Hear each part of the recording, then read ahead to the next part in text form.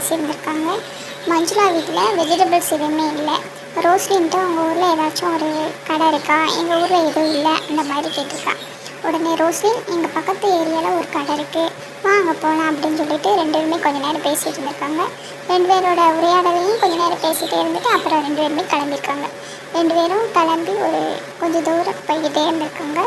போகிற வழியில் அப்படியே அவங்களோட ஃப்ரெண்ட்ஷிப்பு, அவங்க 2 பேரும் மாற்றி மாற்றி அவங்களோட கலந்துரையாடலை பேசிகிட்டே போயிருக்காங்க.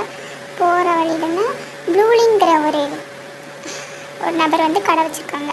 அந்த கடையில் போய் அவங்களுக்கு தேவையான வெஜிடபிள்ஸு, காய்கறிகள் வாங்கிட்டு 2 பேருமே திரும்ப வந்து அது எவ்வளோ அந்த மாதிரி கேட்டிருக்காங்க.